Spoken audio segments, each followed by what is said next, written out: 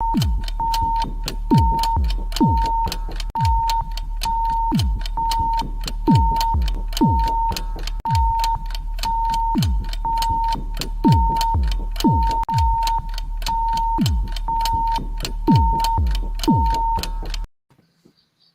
everybody, welcome back to Ending the Stigma, Path to Recovery. I'm your host, Fred Carroll, joined by my co-host and friend, life coach, and author of the new book, The Opioid Epidemic, Scott H. Silverman. How are you, Scott? I am well, Fred. I'm real excited. I'm going to actually have my physical books in my hand tomorrow, according to FedEx. That's the threat, anyway, on the email. So, and they're on Amazon now. So I'm looking forward to selling out and becoming a bestseller based on your audience alone, Fred. So, are you gonna leave me when you're big and famous? No, I'm already big, and I don't think I'll ever get famous. So no, I'm here, brother. You Okay. you know where I live, and you can find me. I'm not hard to find, but no, I love what we do, and the whole concept of ending the stigma ties into everything I do with my daily work, and I know our guest is going to talk about their daily work as well. So one of the things that you and I talk about every week is, what do we need to do to get people to talk about it? It's funny, you were joking earlier, if you have a funny cough, you can call us and we'll give you some advice. And really, the advice is really more of a suggestion of what you should go do to get some help with it. We're not experts, but we're experts on the expertise of helping people get to experts, whatever that actually means. But, that's our differentiator. So that's, having a pretty good week. I've got another situation here in California. I don't even want to bring it up, but there's another shooting. Somebody at a friggin', I don't know, train yard or something. Yeah, light rail up in San Jose. Yeah, eight people. And they haven't even talked about it. People are injured, but, it's just like everybody was all over it today and just wondering how does this keep happening? And, we know it's mental health. It's a mental health issue. Yeah. So our phone lines are open at 888-261-2220. And we do have a guest today, Scott. So that's exciting. You don't have to hear my voice nonstop. Or mine. Yours. Well, we'll still hear yours. You're better at questions. But so we're joined by Eric Harazi. Is that how you say it, Eric? Correct.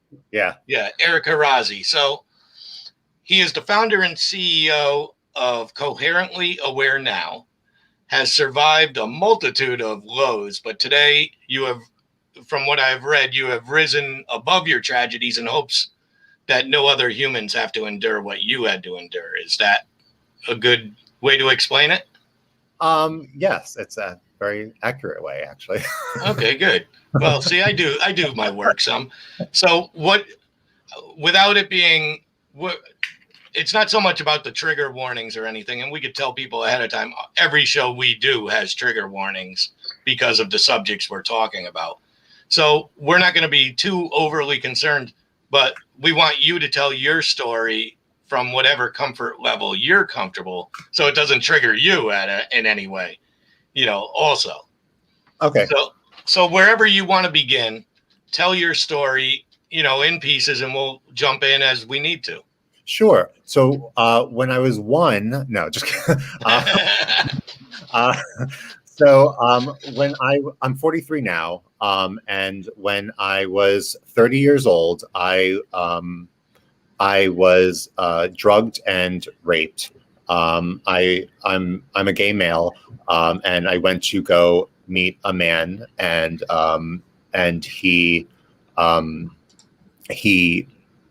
unbeknownst to me, he premeditated this whole scenario, and I never did drugs before. I was very straight edge. I maybe got drunk twice in my life, and he asked me if I wanted to partake in some recreational stuff. And I was like, sure, why not?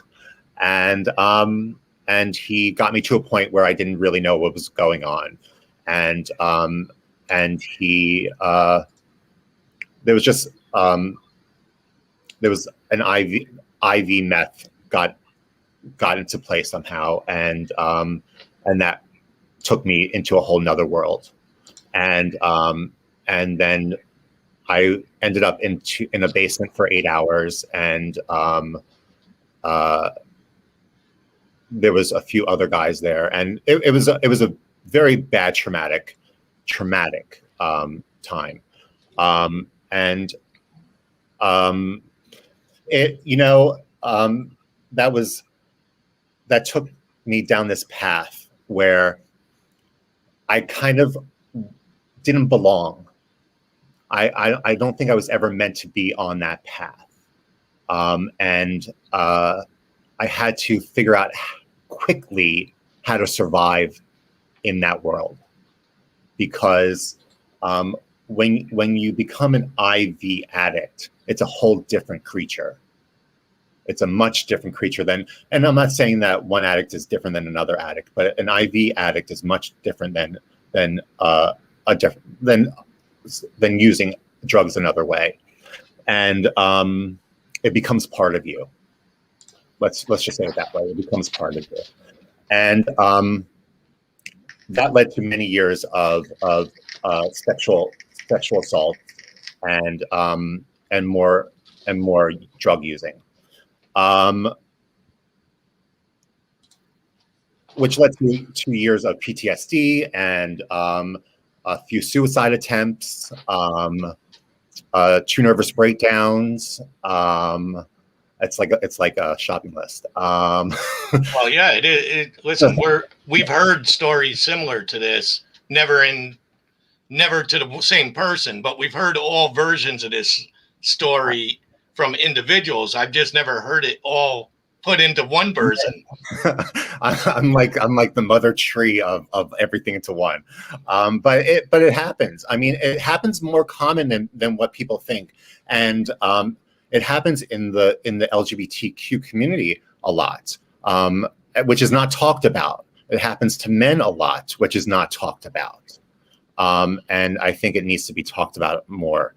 I mean, 1 in every 10 men are sexually assaulted, and it's I don't know. I just think it needs to be discussed more.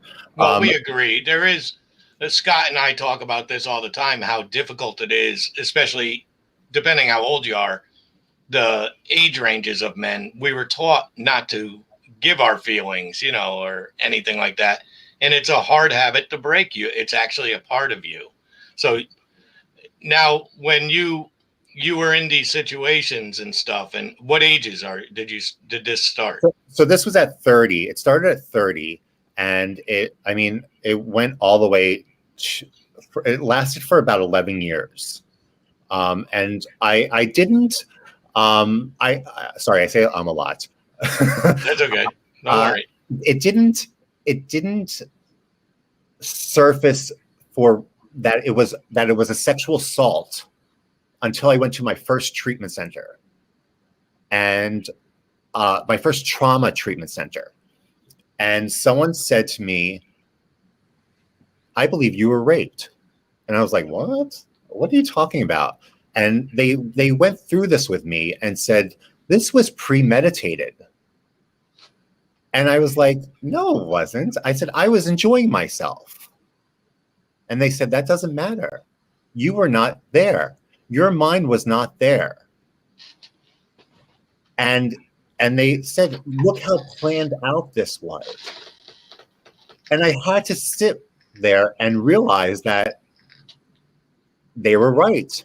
This was all premeditated. This was all not, I was not in that moment to say, okay, this is okay. So it took me a little while. It took me a good 6 years probably to realize that I was raped, and I didn't understand why I kept using and why I kept because they have this thing called trauma bond, where you're bonded with this trauma, where you have to replay this trauma over and over and recreate it. And I kept recreating this trauma, and I had to do it for years. And I couldn't understand why I had to do it. And I was addicted to these drugs, but I was so addicted to this trauma, I couldn't stop it. And so I went to my first real treatment. I've been to just drug treatment. I went to this real treatment center, and they really worked hard on me. they really worked hard on me to get this out. I knew I was very resistful. Like I didn't want to do it. I didn't want to do it at first. And they were like, "Why are you resisting us so much?" I said, "Because I don't want to do this." Yeah. I mean, who wants to deal with this stuff? I don't want it. So, Scott, have you heard any of these stories before? Yeah, a couple times. I've run a treatment center, so yeah, I hear them a lot. I want to ask you though, Eric. When you talk about, because there is the mind tends to block things out just to protect oneself to a certain point. The problem is if it goes untreated, what happens is, to your point. So when you mentioned, you said, I thought I heard you say the trauma and then the drugs. Did they kind of sequence themselves that way, or was it the other way around? The drugs and then the trauma, or trauma and the drugs, or have you really thought about it from that perspective? Meaning, when the feelings come up, I'm a recovering drug addict. I wanted to anesthetize myself, but it didn't really matter if they were good feelings, sad feelings, or bad feelings. And I don't want to measure, your catastrophic event to anything ever happened to me, but the triggers sometimes, which are the trauma, that to your point, and I've learned about, I don't know if you ever went through EMDR as part of the modalities, but Tried it, but it works for some people, but it's really effective with PTSD. And, the way I understand trauma, it's like this little part of your brain, this, PTSD gets stuck in, and EMDR kind of opens the trunk, if you will, but you have to process it. You have to be the one, like you said, that kind of walks through it and shares it with others in a safe and trusted environment, and then work through it. But it's not easy, especially if one has blocked it out, and most people do. I mean, who walks around trying to think about bad things that happen to them? And a lot of people have them. They just, in their ability to process them, are different. And then, of course, if they're deep rooted enough, to your point. But I want to also go to another point. You mentioned about the IV drug use with methamphetamine, and it's funny because I've known both heroin and meth IV addicts, and the ritual that goes with that lifestyle I got into everything but that, because I was afraid of needles. And it's interesting. I got my vaccination this year, and the fear of needles has not left my body or soul. But you're absolutely right. The culture around that, and it isn't just substance use. It's a whole lifestyle, the ritual, the tying, the getting ready and being there with others and doing it alone. It is amazing. It's a ritual. It is 100%. I had a ritual every time I did it, and 100%. That's what it is. So I don't know if I let you answer the question though. So the question was, how did that for you, trauma, self-medicating trauma, how did that work for you? Not only when you were in the middle of it, but also as you kind of started to work on yourself, or others helped you work on it? For the first probably 8 years, it was always simultaneous. Like I always had to use, and it was trauma and using at the same time.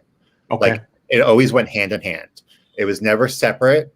I dealt with it. It was always it was sisters, it was brothers, it was family at the same time.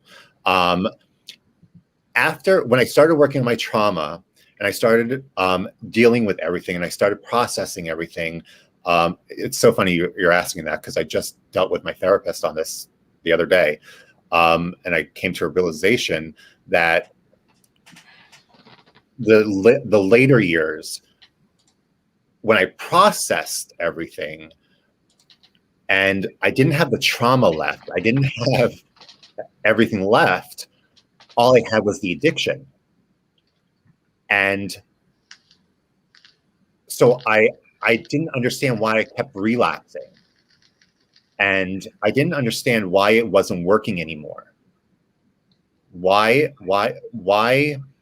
was my trauma bond not working? Why was I doing? Because I always said I wasn't going to do it in my house. I wasn't going to do it alone. I wasn't going to, and everything I said I wasn't going to do, I was now doing. And I I always said I wasn't a junkie. I was just someone who was misguided. And I became this junkie now. Yeah. And I was shocked. I was shocked who I became. But I didn't understand that I didn't have what I used to have anymore. I didn't have that I lost who I was, because all I knew who I was this trauma.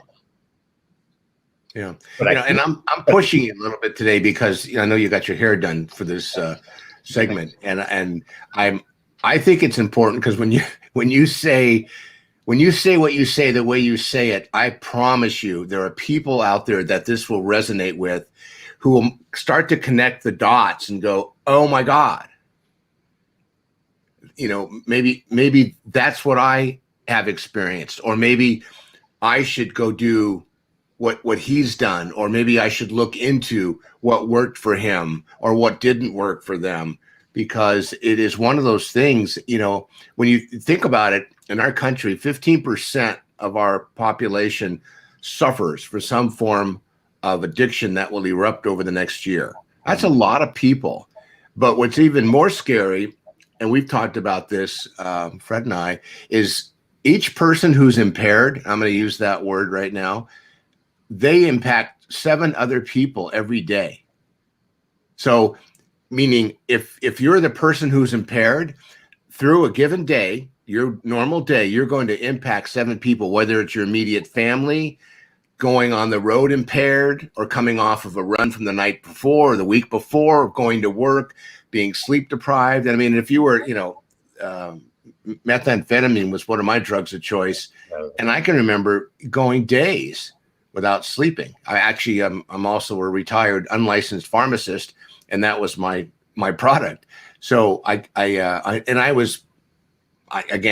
couldn't pick up the needles, which is probably why I avoided heroin, because I don't want to smoke it, but I did a couple times, but I just thought I would probably kill myself. So like you, I'll just do this and I'll stay alive. The cocaine, the marijuana, and the Seconal, and the hallucinogens, and the alcohol, that's enough. I won't cross that line and pick up a needle. I should be okay. So, I know that rationale of the maladaptive behavior that I suffer from, and it's the addiction, in my opinion, that triggers that stuff you discuss. Why? I'm not going to do this. I'm not going to do it there. I won't do it on Wednesdays. I won't do it on Thursdays. I won't do it when the sun's out. I won't do it when the sun's. But eventually you will. Eventually you will. Yeah, just like diabetes. You can't. It's interesting. Oh, I'm sorry, Fred. One more thing. Yeah. I heard this old guy just shared a meeting I go to, and he says, people try to tell you just use your willpower, and he goes, try to use your willpower next time you have diarrhea and see how well that works. And I thought, what a great example of trying to control something your body won't let you control. You know what I mean? It's kind of graphic, but that's as far as I'll go today, since it's only a Wednesday. But there's an example of when you have something inside of you that is like a volcano, you cannot look in the mirror and go, stop it. Don't do that. Right. It's impossible. It doesn't work that way. So, Eric, now that you went through all your trauma, and from sexual assault to drug addiction, and now you've come out on the other side. So where are you now? I assume sober, and I assume it sounds like you're dealing with these issues through therapy still, and you continue that, but you also have something you are working on, and talk about that for. Correct. So I've been to about 8 treatment centers, and I've not a record, by the way. No. Well, I thought it was at 6, and then I was talking to Stacy, and I realized that I was at 8. You had to have someone remind you of the 2 you missed. There you go. Yeah. Well, it is a little bit of a disease of denial. So who wants to keep track of that? It's not like owning 8 motorcycles. It's only 4. I mean, sorry about that. Go ahead. And so I wanted to start. I started a nonprofit. There's such there's no funding out there for people to get into treatment. I've had trouble getting into treatment centers when I didn't have insurance. It was very hard to get scholarships for people. I also, I've been in bad treatment centers. I've been in really good treatment centers. There's a mixture of both. I I've seen. I can speak up for myself. Many people can't. Uh, I, I wanted a place where people can have someone advocate with them, not for them, with them, because people need to learn how to advocate for themselves. So they just might need that extra little push. So I started this nonprofit, Coherently Aware Now, where what we do is we secure monies, and either whether you're in a treatment or you need a treatment or your family member is looking for a treatment for you, what you would do is you would call us. We would find a treatment center for you. We would help you pay for the treatment center. We would become your advocate while you're in the treatment center.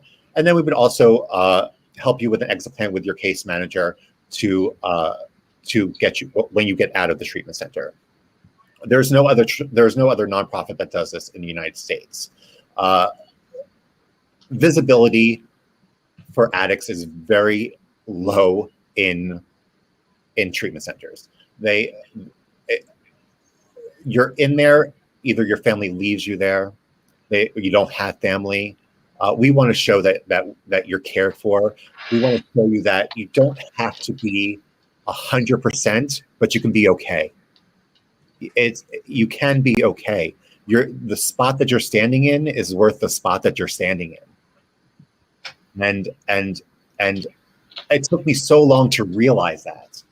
Like when I understood that I am worth this, because for so long I didn't realize that. I didn't realize that I was worth this spot. I worked hard to stand in this spot. So we're still launching right now. We just launched. We're still in the funding part right now. We launched right before the pandemic, and that didn't work out so well. My marketing skills are not that great.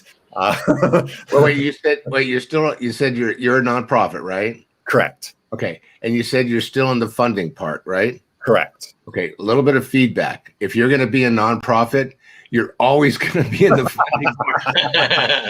just so you know, that part of your job description, no matter what your donor base looks like, will always be a constant. I know, I did it for a long time, and as soon as you get comfortable, then all of a sudden somebody goes, we've decided to change directions, and our family foundation now wants to help people who surf off the West Coast, no longer the East. It's just amazing. So just as a word of advice, just know that, your phase of funding never ends. Never ends. No, that's okay, because, if you're doing the work and you're getting the results and you document it and you're helping individuals and their families, they'll become people who want to always stay involved, because when you're in the life-saving business, it is tough because there are a lot of people in the business.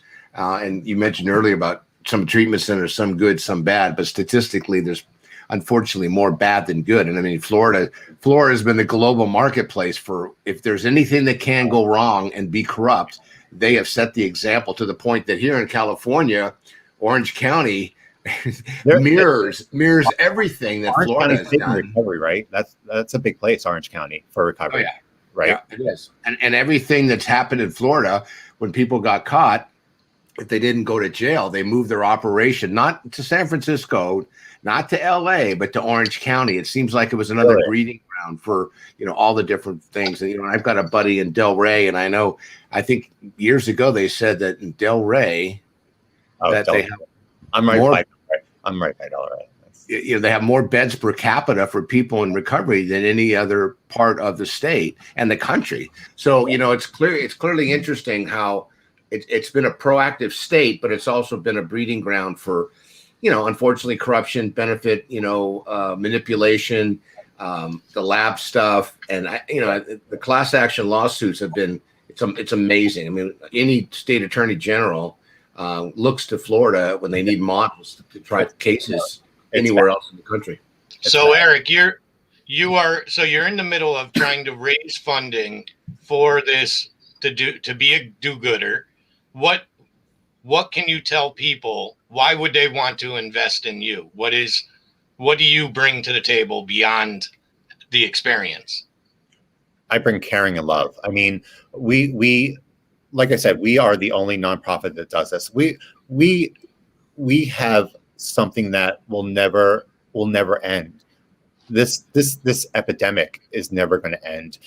Sexual, if there's not one person in this world who is not affected or affected by this. Our main thing is sexual assault, but everything else is umbrellaed under it. People who fight addictions, PTSD, and dual diagnosis. Because with sexual assault, everything else really follows suit, usually. And mental health always follows suit with that. I'm telling you, there's not one person who's not touched by this somehow. And I can't believe that would be the case. But this is in such need in this country to get these treatment centers regulated. They're not regulated by anyone. Really, they're not. When I was in treatment, I was in a treatment where I was attacked by staff there. And this is one of the really good treatment centers. And I was attacked by staff. And that really, instead of suing them, I said, how can I get back at them? I'll start a nonprofit where I could start regulating these treatment centers. Because we end up looking like the crazy ones. That's what happens. Yeah, and that's part of ending this stigma. And that's part of our journey here, is to stop stigmatizing all aspects of life, from color, creed, everything, just to create an open forum so we could speak about it. And there is such a stigma with addicts and mental health, and you get put in such a bubble, such this bubble of we don't really care what you have to say because you are the ones who are messed up. We are the professionals, you are messed up. But honestly, that's not true. I've seen more crazy people